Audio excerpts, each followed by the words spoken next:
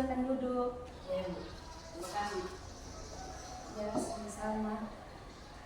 Bagaimana duduknya? Apakah sudah nyaman? Sudah, Ibu.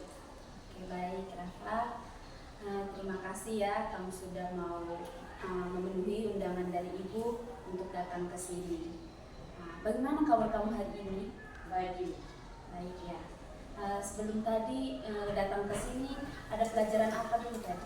Pelajaran PJOK lagi. PJOK ya? Kalian ada praktek di lapangan atau? Iya, kita membahas materi sih. Membahas materi ya? Oh iya. Hari Senin kan sudah mau ujiannya. Iya. Kamu sudah siap? Sudah siap, Bu. Siap untuk ikut ujian hari Senin? Iya. Baik ya. Baik, Ibu sudah tahu Rafa, namanya Rafa. Namun Ibu belum tahu Rafa ini asalnya dari mana? Saya dari Alor.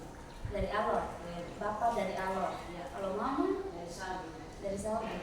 Sudah pernah pergi ke Alor? Ya, pernah, Ibu. Belum pernah. Iya.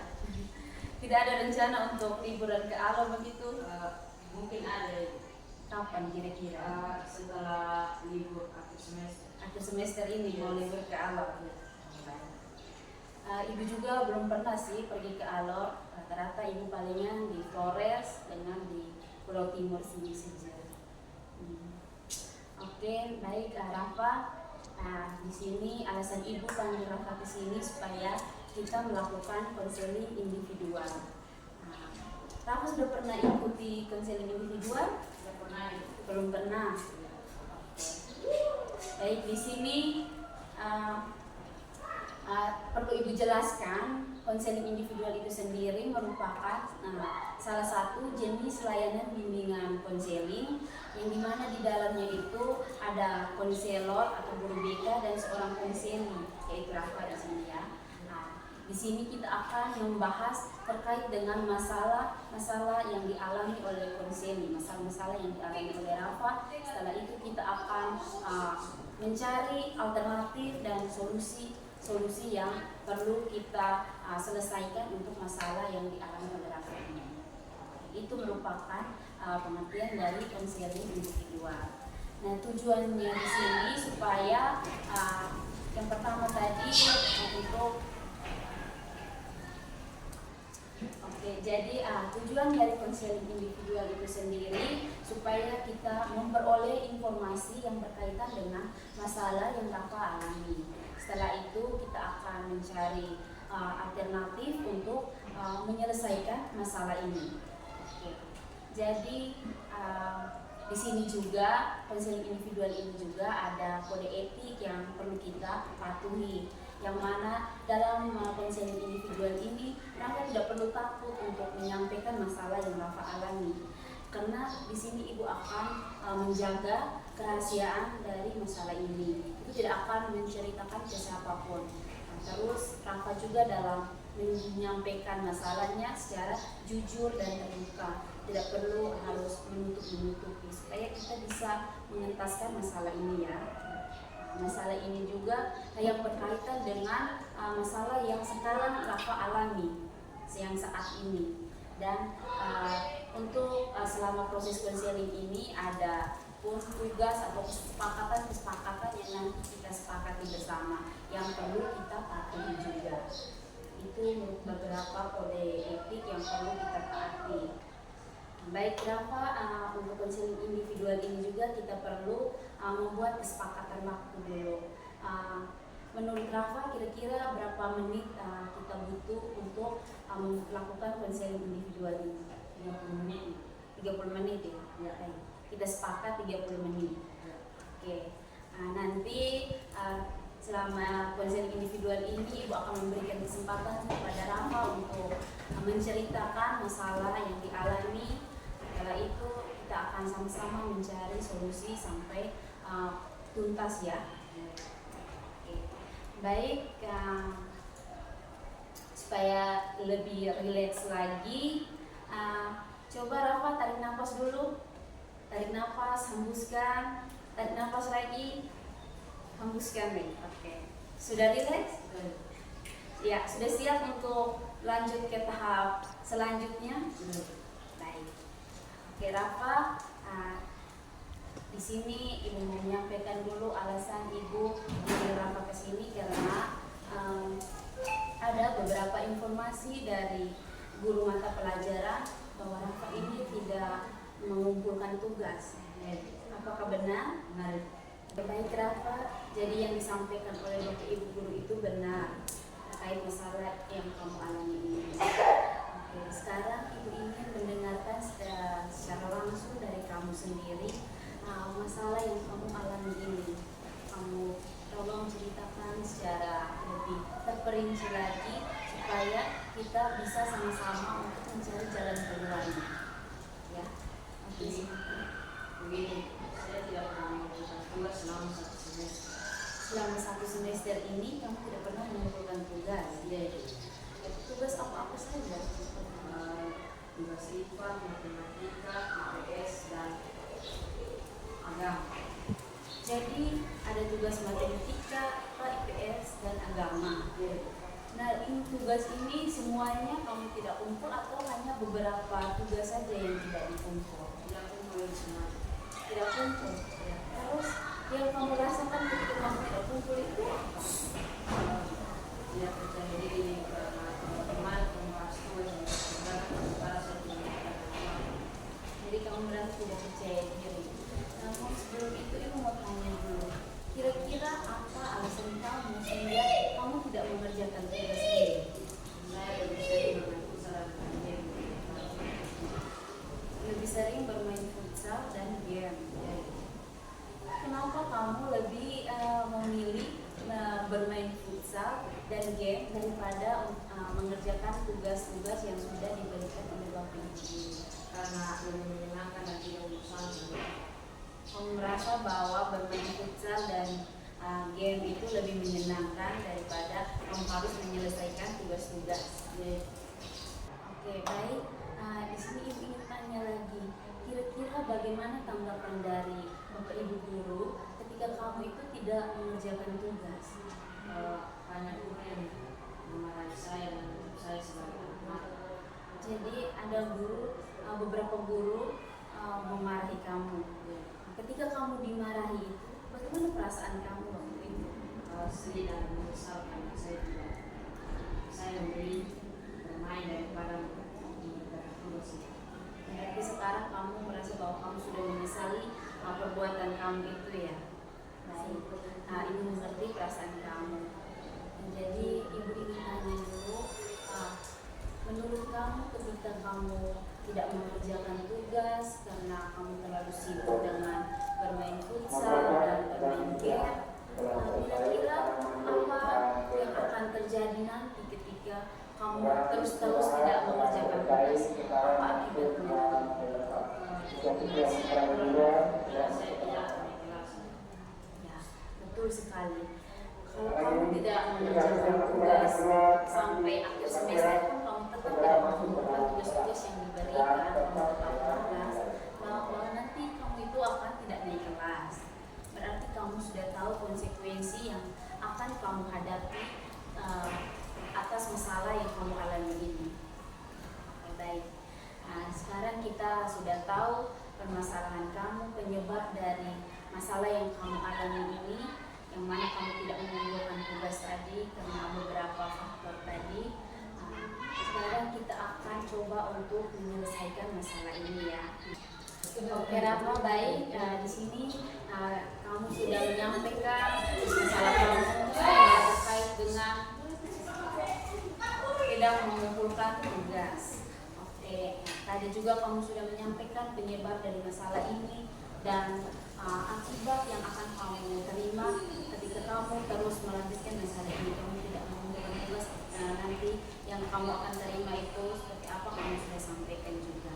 Baik, di sini kita perlu mencari jalan keluar untuk mengatasi masalah kamu ini. Kira-kira menurut kamu apa yang perlu kamu lakukan, kamu buat supaya kamu bisa keluar dari masalah yang sedang kamu alami? Membuat jalur supaya bisa lebih disiplin. Membuat jadwal supaya bisa lebih disiplin lagi. Oke, baik. Selain membuat jadwal, mungkin kira-kira apa lagi yang bisa kamu lakukan? mengumpulkan selama semester ini mengumpulkan tugas. Kamu juga perlu mengumpulkan tugas-tugas yang kamu belum kumpulkan tadi. Jadi setuju dengan solusi yang kamu sarankan tadi, yang kamu sampaikan bahwa kamu perlu membuat jadwal supaya kamu lebih disiplin lagi dalam mengerjakan tugas dan dalam aktivitas kamu setiap harinya. Oke. Baik, mungkin kita perlu membuat sebuah kontrak, yang mana kontrak ini menjadi pengikat atau ya untuk kamu lebih disiplin lagi, untuk kamu lebih bisa bertanggung jawab dengan apa yang sudah tadi kamu sampaikan. Jadi nanti kontrak ini kamu akan isi, ada dia punya reward atau penghargaan, dan ada dia punya hukuman juga ketika kamu melanggar. Jadi ketika kamu sudah berhasil melakukan kontrak yang kita sepakati sebentar, itu akan ada sebuah penghargaan untuk kamu. Namun ketika kamu gagal dalam menyelesaikan kontrak-kontrak tadi, maka kamu akan mendapatkan hukuman. Oke, kamu apakah bisa kita membuat kontraknya sekarang? Bisa. Baik, tunggu sebentar ya, Ibu ambil surat kontraknya.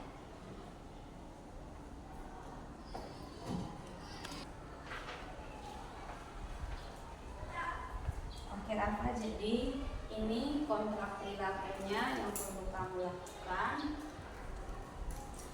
Silakan kamu mengisi nama, setelah itu hal-hal yang perlu kamu lakukan. Tunggu sebentar ya, kita sepakati dulu. Menurut kamu hal-hal yang perlu kamu lakukan itu seperti apa saja? Belajar mengumpulkan tugas. Belajar mengumpulkan tugas. Setelah itu tidak membuat diri. Oke, selain itu membuat belajar. silakan kamu tulis di situ, di dalam situ. Nah, itu yang menjadi hal-hal yang nanti kamu lakukan ya. Ya, silakan tulis nama, tanggal hari ini.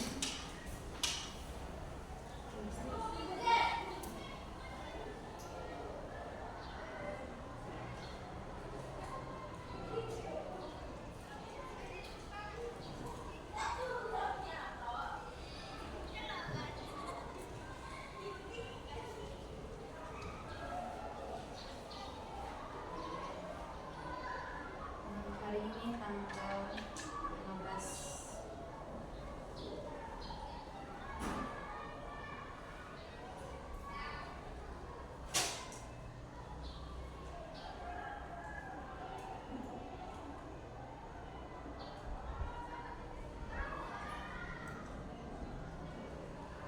Baik, di situ jika di dalam kontrak ini, jika usaha kamu berhasil ketika kamu mengumpulkan tugas-tugas, yang pertama tadi mengumpulkan tugas-tugas dan tidak ada keluhan lagi dari Bapak Ibu guru ya tentang tugas yang tidak kamu kumpulkan tadi.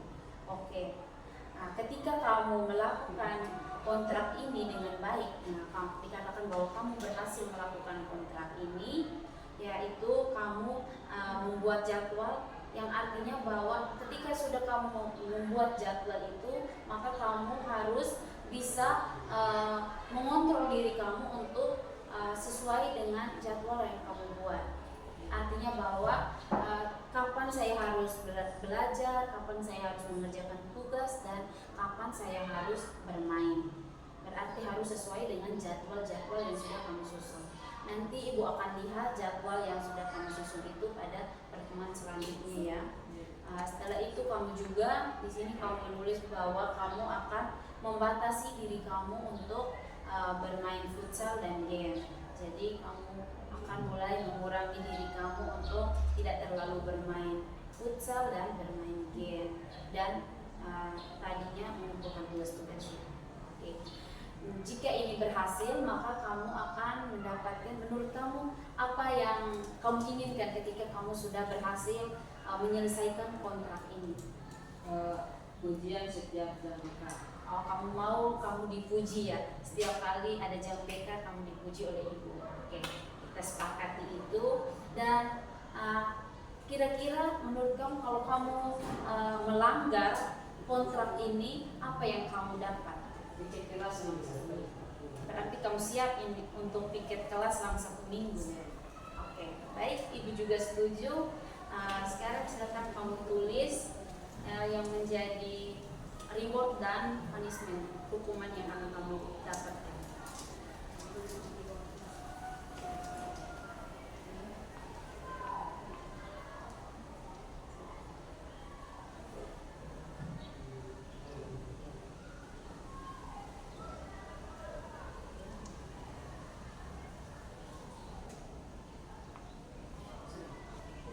Mari tanda tangan dulu. Silakan tanda tangan dulu.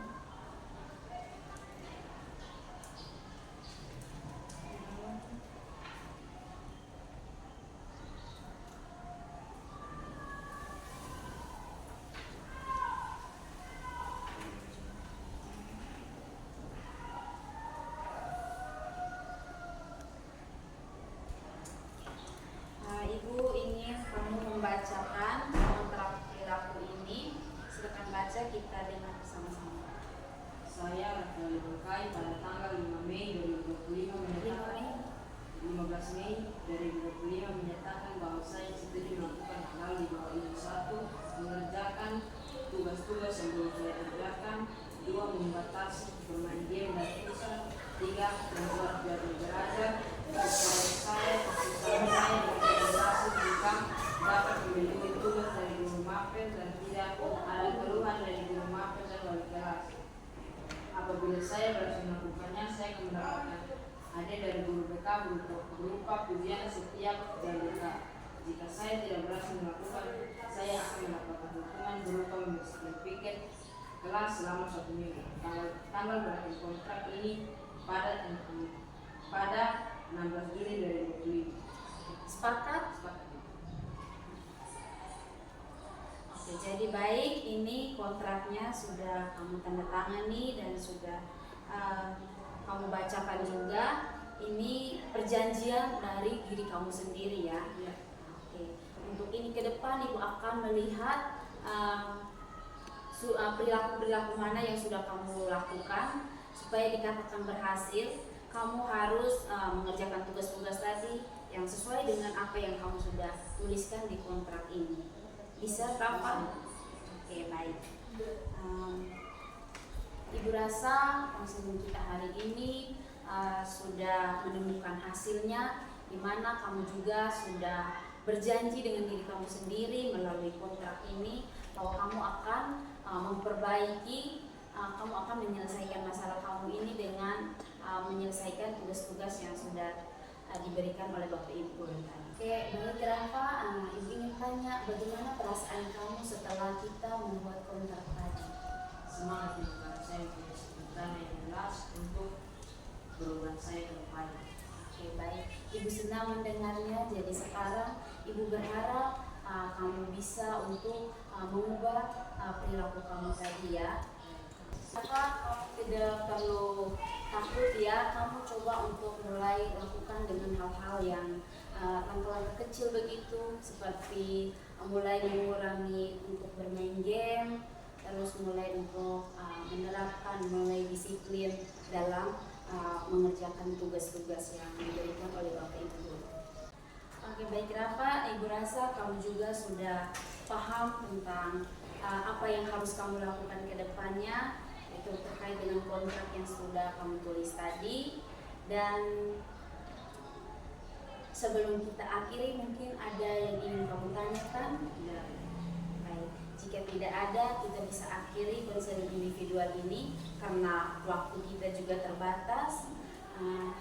Kita akan bertemu lagi minggu depan, yang mana kita akan melihat bagaimana progres kamu terkait dengan kontrak yang sudah kamu buat tadi.